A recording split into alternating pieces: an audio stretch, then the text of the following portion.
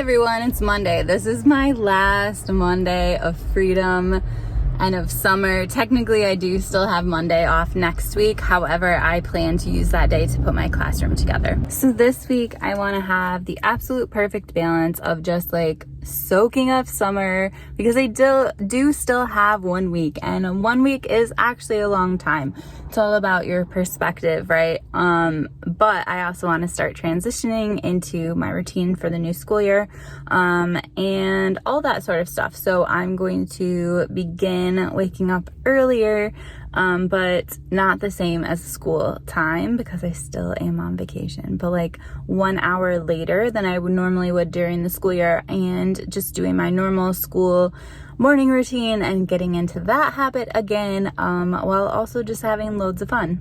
So this week I just kind of plan on vlogging this whole transition time and just the last moments of summer. And the first stop is the library, because I have been out of town for a little over a week and I have so much that has piled up at the library, like into the 20s for sure. So many good books. I think I'm gonna switch what I packed with me for today, because basically I'm gonna head to my grandma's house right now in Grand Rapids, and then I was gonna try out this coffee shop that I just discovered. It's an outdoor coffee shop, and I just thought it's a gorgeous day. It would be such a nice day just to chill with a book in like an outdoor coffee garden, and then I'm gonna grocery shop for my new meal plan routine sort of a thing. But anyway, I got the book that's based on the Clue House, so I think I'm going to start that today once I get to the coffee shop. This is the book I was talking about, Deliberate Evil, Nathaniel Hawthorne, Daniel Webster, and the 1830 murder of a Salem slave trader. Now, when I have talked before about this house being based on the Clue, or the other way around, Clue being based on this house, I just want to clarify that Parker Brothers bought Clue from some English fellow. It was called Cluedo, and I think in the UK it's still called Cluedo. However, when they bought it, they made like an American version, and the American version is what's based on the floor plan of this home, the second floor, and has a lot of elements from the actual murder in the game. So just to clarify, because yeah, it definitely is not like this brand new creation. It was adapted and kind of changed from an English version of a game. Oh heavens, oh, it's scary.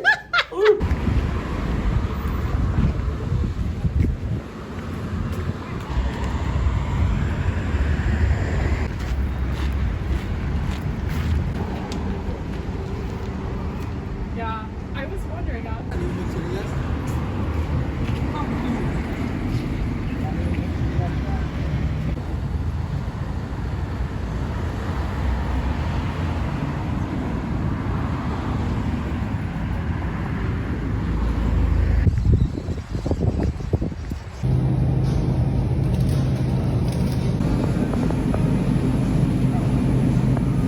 Grocery shopping done. I got so much vegan stuff. I am somebody that goes in between vegetarian and vegan, with basically eating all vegan at home and then vegetarian in public. I actually decided over my last vacation that I would eat seafood because I could literally see where it was living, and I ended up not having the gut bacteria for it, and it made me super sick, so I'm never doing that again. So firmly vegetarian, but oftentimes vegan, and I think that this week will definitely be heavier on the vegan side, just because I want to just kind of cleanse myself, I guess, after being on vacation and eating all sorts of crazy stuff. So yeah, I'm gonna go home now. All right, so it is about 6 o'clock, and I'm just gonna kind of chill for the rest of the evening. But I did want to talk really quickly about this book that I've been reading from the library. I brought it to the coffee shop with me, which, by the way, the coffee shop is like my new favorite. I will go there more often. It is a bit from my house, but if you're just gonna sit all day and read, like, it was amazing. I ended up only staying probably about an hour, 15 minutes, just because I was so hungry and needed to go to the grocery store so that I would not get to the grocery store when I was like overly hungry. Anyway, this book is so amazing.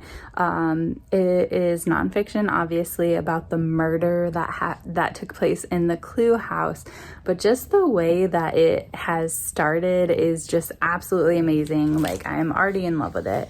The author did a really good job of just setting up the story and like kind of like getting you like acclimated to what Salem was like during this time. I can't remember what year. 1830. Getting you to know, like, hey, here's what Salem looked like in 1830. Here's what it felt like. Like, it's so like just so many senses that the author is describing. So it's definitely like you are right there. And also kind of the politics of the era.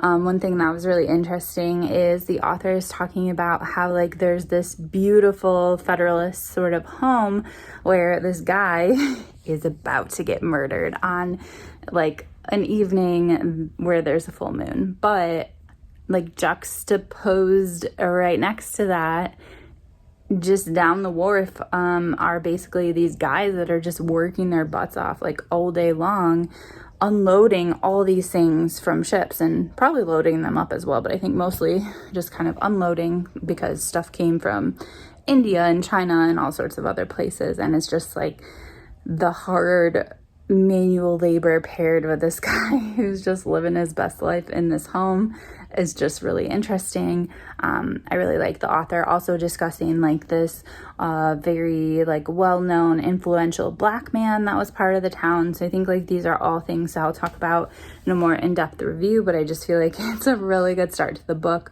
with the descriptions, the history, and just like including some of the small stuff that you might not hear of otherwise. And actually, that's something that is even more in this book. He talks about how this whole thing was a cover-up and how basically these super rich people didn't want anyone to find out about this, and that's why the story is kind of only surfacing now.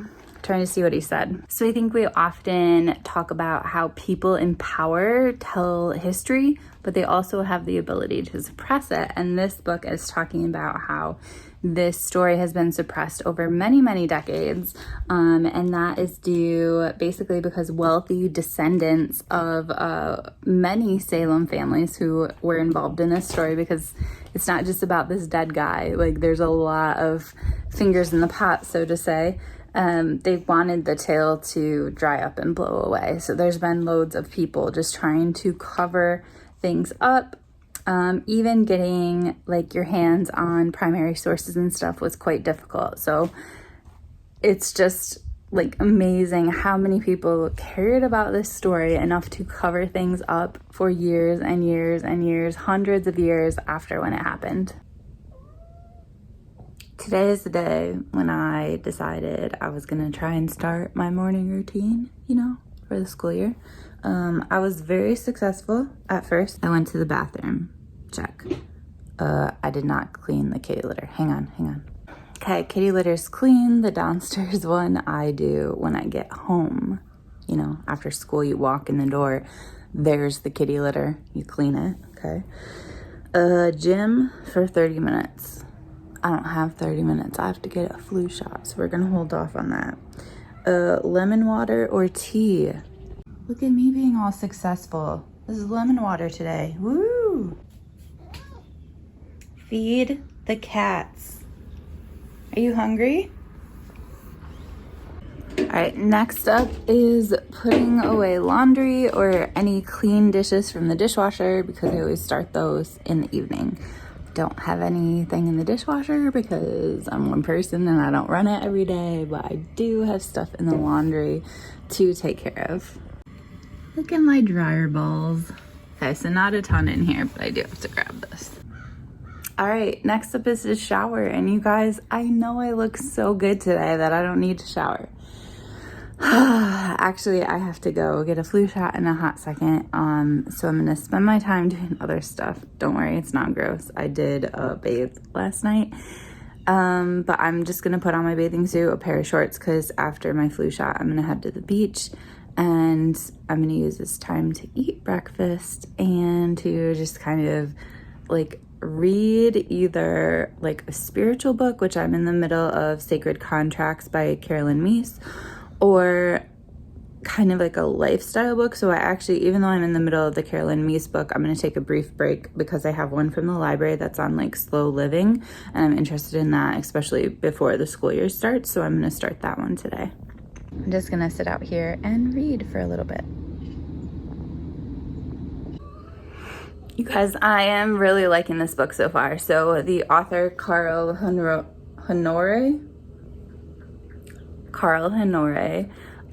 was basically comparing two experiences that he had in Europe. I think he was in Italy. I didn't really pay attention to what country he was in, but he was there as a teenager and the bus was late, and he just kind of grabbed his Walkman and he listened to music and he chilled, and it was not a big deal. And then as like an adult, he was there and his plane was late or something, and he basically like freaked out and just like got really upset about it. He couldn't do anything once he was actually in line. He was just literally like waiting to board the flight. And because like he couldn't do nothing, he started like skimming through his paper, because like you can't just stand in line, you have to look at something. And then he realized he wasn't even reading his paper very well. But in the paper, it kind of gave him the idea for this book, because there was an article about 1-minute bedtime stories and about how like it just takes too long to put your kid to bed, and if you have a 1-minute bedtime story, that is just like, you know, a better situation. And like I completely felt for his reaction to that, which is just that like, you know, bedtime takes so long and you're like a busy adult and all this stuff. But at the same point, I could see it from his kid's point of view, which was that they would have fights that like, oh, daddy, you're going too fast, and like, I want another story and all this stuff. And when I think back to my childhood, my memory is that my mom was fully present in our bedtime routine. Maybe she was, maybe she wasn't. There were certainly days where she's like, oh, like, you know, it's time for you to go to sleep or whatever. But for the most part, she was fully present and we soaked up our stories together. And I'm just like wondering, not blaming the parents by any means, but just like wondering what today is like to be a kid when your parents are not present. You know, they're on their phones and they're just like, mm-hmm-ing you.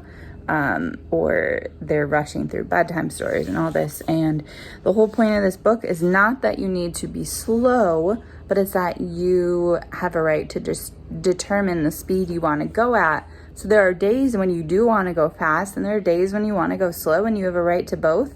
But when everyone goes fast, then that fast is not fast anymore. It's normal. So then people have to go faster to be fast, and it just is this like faster sort of environment that we live in, and it's impacting our health, it's impacting our weights, all this sort of stuff, like all over the world, not just in America where there's a reputation for people being fluffy, but just like everywhere. People are having a lot of health complications and problems that they didn't have before because of our increasing speed in society. So one of the things this book brought up that I know it did not really intend to like spur this thought in me was the idea of bedtime stories, and like, why, because you're an adult, do you not need a bedtime story anymore? And many adults will read like a novel or whatever before they go to sleep. But with Shorty September coming up, it kind of made me wonder if I would enjoy reading a short story before bed every night, or something that is more similar to like a children's storytime bedtime. Just something to think about. All right, I read a little bit of this while I was waiting for my flu shot because I can't take this to the beach. It's just gonna get filled with sand. I know, I've done it. Anyway, I'm really loving this book. I think that for someone that was just in Salem, it's extra magical because you can literally picture everything they're talking about. The author is really amazing to include pictures, but like if you've literally just been there, you don't really need the pictures. Like his descriptions and you actually having been there are really, really good. Right now he's talking about the wharfs and how they started to decline. He's also talking about the slavery trade, which is something that is not often discussed, like because Massachusetts is in the north, but they were involved in the slave trade. And one of the things that a little bit bugs me or a lot of it, this book is very like up to date and trying to be very politically correct and stuff like that, and just very aware of different perspectives that I think had this book been written even like 5 years earlier, it might not have been. However, he still uses the word slave and talks about slaves over and over and over, rather than like enslaved person or enslaved people or stuff like that. And I just think like that's just like such a small change that would just make this book so much better, but still loving it. Right now, just kind of setting the scene for what things were like during this time period, and then like who this Captain White fellow was. He seems like a complete asshole. So I got to the beach just as this boat is going to Wisconsin. They go like twice a day, I think, to Wisconsin. I love going in the morning because the beach is practically empty.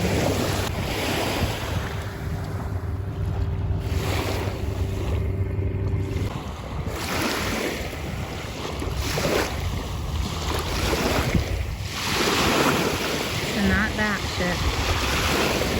Little white spot to the right of it, that is one that is on its way to Wisconsin. You can hardly see it.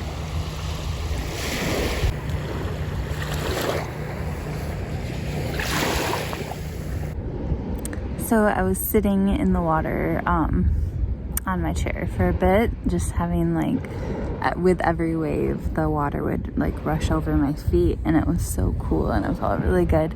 But I just got past the first section of this book, so I'm gonna take a little rest over here and switch to my other book. But it's pretty good so far. So this is The Crow Trap, which is the first Vera book, and I am a huge fan of Vera. I don't think that this one was made into a show, or if it wasn't, I haven't watched it, this particular one, but basically it is about some scientists and they're all like meeting at this cottage. However, the first one to arrive at the cottage is Rachel, and her really good friend, who's slightly older than her, is found dead by apparent suicide. And like everything seems really thoughtfully laid out. Certain things were done to make sure that Rachel would be the one that would find her.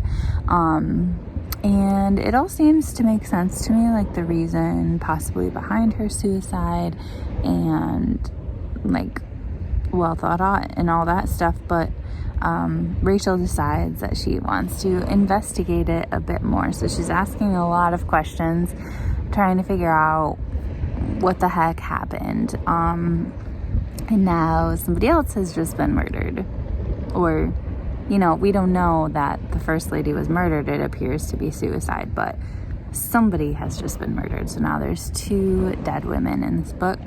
And the next part is going to be like from the perspective of this lady named Anne. So that's kind of cool. It's switching perspectives, but I'm going to take a little break and read from this book. This book is absolutely amazing. I want to do a standalone review of it, but also like a standalone discussion of one of the points it brought up about browsing for books and why that's so important and something that we don't do very often anymore. But yeah, this is just more like meditative and thought-provoking and all that sort of stuff. So I'm just going to read one chapter and then go back to my murder mystery novel.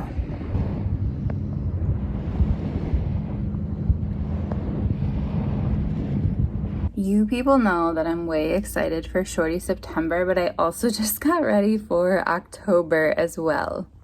So this year I'm going to be participating in Victober, and from here up until here, these are my Victorian books, and I hope that American Lit counts as well, because I think I have 2 that count as American Lit. Anyway, and then this book is French, so hopefully that is allowed. I have a few more coming in, so I'm gonna have to figure out how to make room for them. But then I also included just a whole bunch of spooky books, whether they're nonfiction or fiction. This is just kind of my atmospheric sort of fall reading. Sometimes self-care is just getting a freaking pap smear.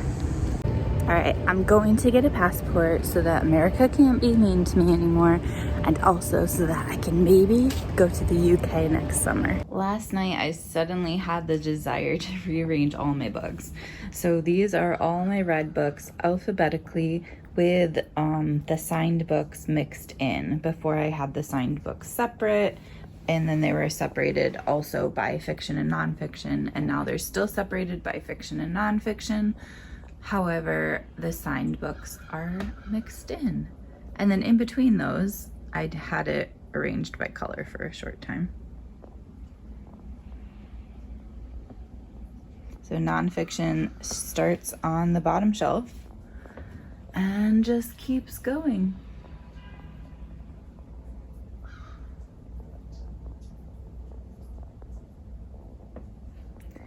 These are Shorty September books. Shorty September, and then these are some signed or special larger books. So I was a little bit on the fence about going, but I think that I'm going to go anyway tonight, even though it's cold and rainy and a really good day to stay inside and read.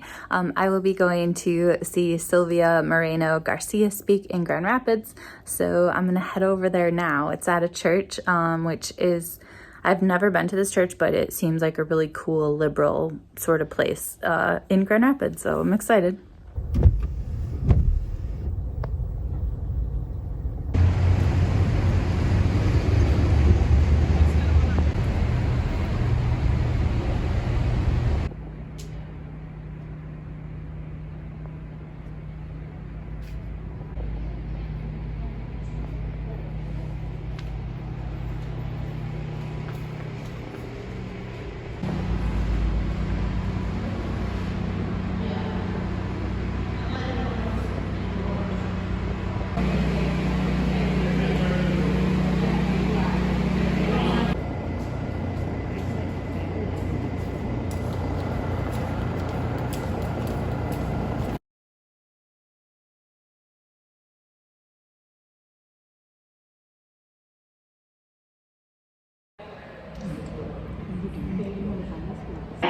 Third summer series, Writers and Readers.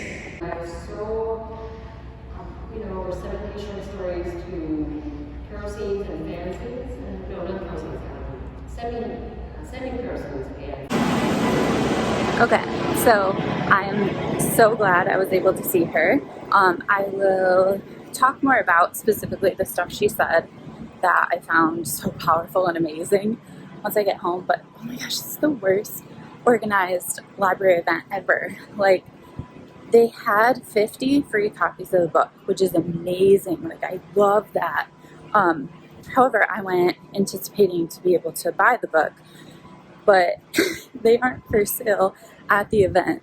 They're for sale like down the street at the library. So I'm leaving the book signing line to walk to the library to buy a book. Like, I feel like normally they're just for sale in the lobby, and I just think that's just like really poor organization. And also, like, the free books, they wouldn't hand them out in line.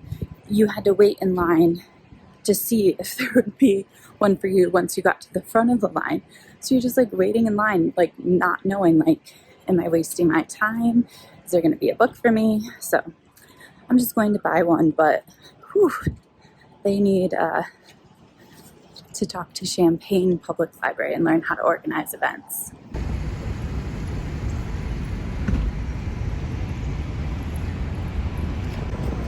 And so apparently the library does not have any books for sale. So it's just like this huge runaround where nobody knows what's actually going on, who has books, if you have books. It's just a hot mess. Hello everyone. Okay, so it's very late. I'm gonna wrap up this vlog, not by ranting about my experience, because that will be a carefully worded email that I will send at a later time. But I just want to focus on what I thought of the Sylvia Moreno Garcia event, the part where she was speaking, and just kind of some of my takeaways. And then I'm going to eat dinner, even though it's like past 9 o'clock, and get ready for bed. But anyway, basically I just absolutely adored her and want to read everything she's ever written now, just because of like who she is as a person and the way she presented herself. So you'll see in one of the clips, I was just like admiring like this beautiful church, and I saw her walk in and I like just wanted to play it cool. I should have just totally not played it cool, but I was trying to play it cool, and I would just like continue taking pictures of the architecture, even though you will see her like walking in one of the clips. Anyway, once she actually came on stage, she presented very quickly in a very neurodivergent way. So I will spare you like what I kind of took away from that, but I just I appreciated it, because I think that it's amazing to have books that are written by lots of different types of people. And yeah, I just really loved that she presented in that way. Later on, she opened up about having dyslexia and also having OCD, and those were not two of the things that I observed in her outward appearance or the outward way that she acted. However, I will say that just made me feel so good about being able to read these books over the course of the next year, and just being able to share with my kids like, hey, this is the book I'm reading, here's what happens in it. Like, please don't read this because it's not for children, but they love it when I kind of share about my own life in an age appropriate way. And then just share like she has dyslexia, and just talk about like her struggles and how she was able to write and do whatever she wanted to do, which is a lot of different things. Also, she kind of talked about, oh, I did this and I did this and I had a degree in this and a degree in this. And she also talked about her childhood, which I think was really interesting. She talked about how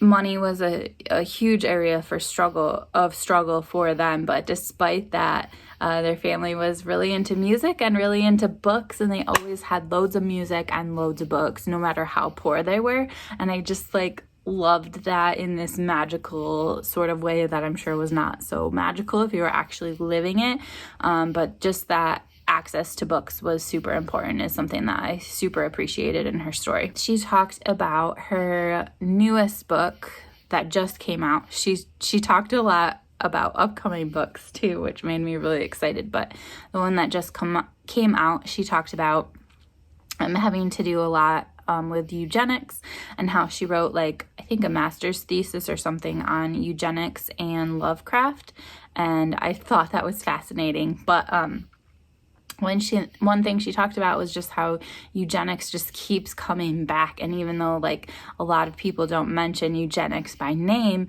the actual conversations they're having show that eugenics is kind of deeply embedded in their thought processes, even if they don't actually refer to it. And then finally, I think the last thing I'll say about her is I just loved how ordinary she was. And I've met loads of authors, loads and loads, so many. I at one point made a list and I haven't looked at it in quite some time, so I'm sure there's lots of people I need to add, but regardless, they all are pretty typical. Even the big famous ones come onto stage with their grandma purse or something. I don't know. Joyce Carol Oates.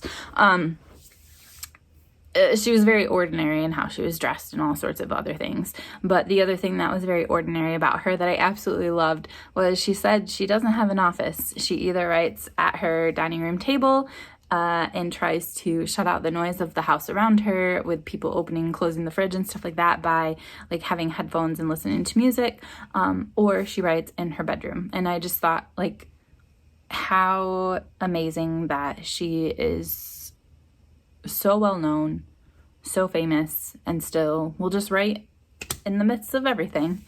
So that was my reaction from meeting her and from hearing her speak. Not really meeting her, hearing her speak. Yeah, so I am gonna wrap up this vlog here. I hope you guys enjoyed spending the week with me, and I will see you again soon. Bye.